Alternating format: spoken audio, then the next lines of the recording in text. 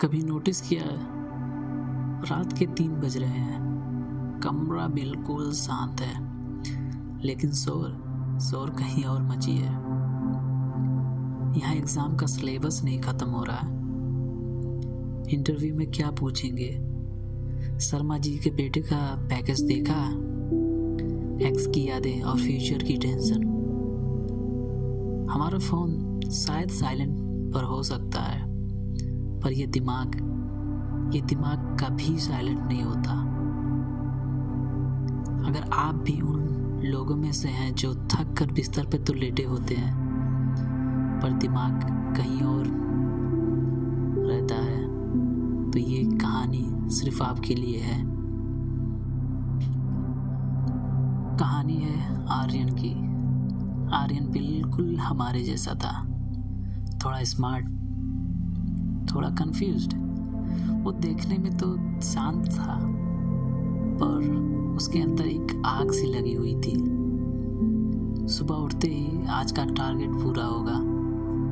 रात को सोते वक्त यार पिछले साल वो गलती नहीं करनी चाहिए थी। चाहे वो एक यूपीएससी एस्पिरेंट हो जो लक्ष्मी नाथ रट रहा है,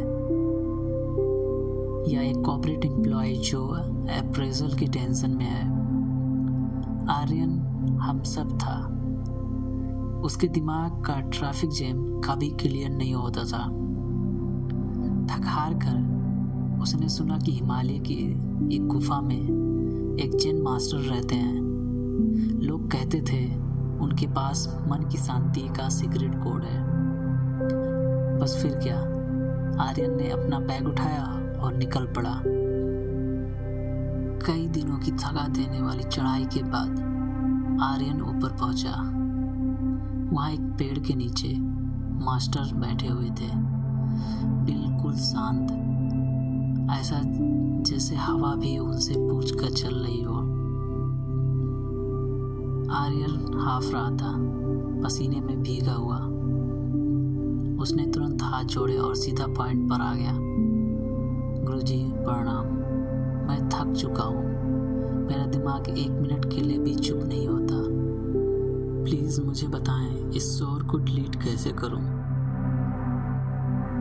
मुझे 0 होना है। मास्टर ने अपनी आंखें खोली, हल्का सा मुस्कुराया और बोले, ठीक है, आज तुम्हें शांति मिल जाएगी, पर पहले मेरा एक काम करना होगा। मास्टर आर्यन को आंगन में ले गए। वहां पानी से भरा हुआ एक बड़ा सा पत्थर का कुंड था। पास में रखी थी एक छोटी सी कटोरी। मास्टर बोले, तुम्हारा टास्क सिंपल है।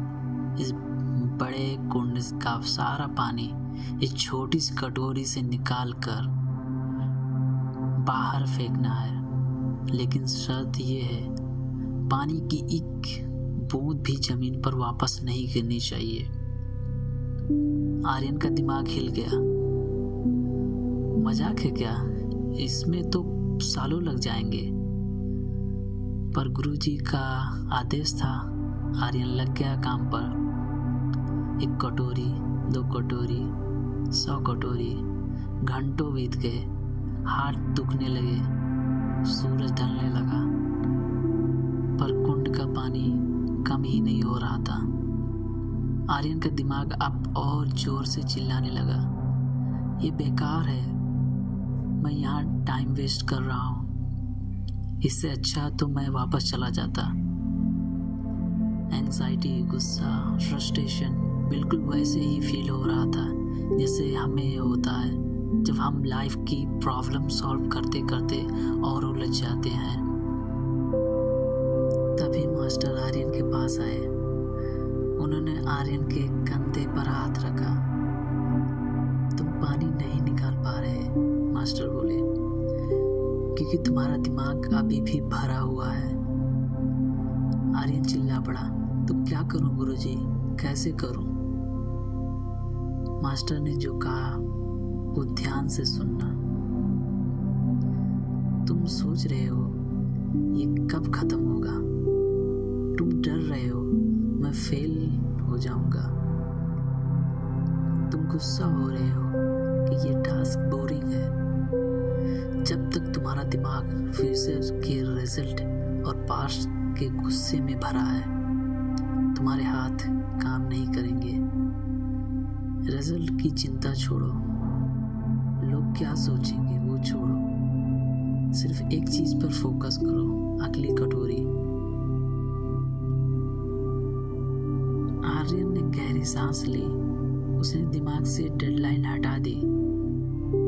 उसने सोचना बंद कर दिया कि कुंड कितना बड़ा है।